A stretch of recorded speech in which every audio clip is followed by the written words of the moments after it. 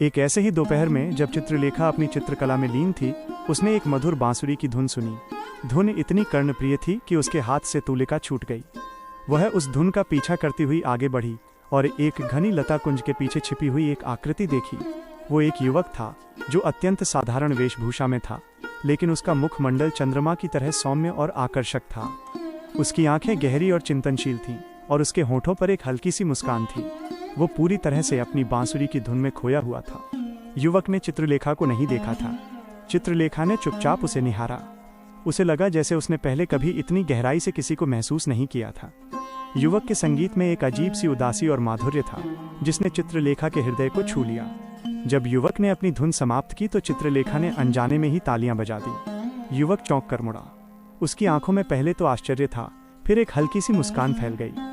क्षमा करें, मैंने आपको असहज कर दिया, चित्रलेखा ने कहा। उसकी दिव्य आभा थोड़ी दब सी गई थी। युवक ने विनम्रता से उत्तर दिया, नहीं, देवलोक की अप्सरा का यूं अचानक प्रकट होना असहज नहीं, बल्कि सुखद आश्चर्य है। चित्रलेखा ये सुनकर चौंक गई कि उसने उसे पहचान लिया था। आप मुझे कैसे जानते हैं? उसने पूछा।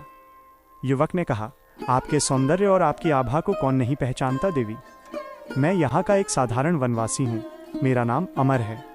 मैंने कई बार आपकी कला और नृत्य के बारे में सुना है और आज स्वयं आपकी उपस्थिति से मेरा जीवन धन्य हो गया।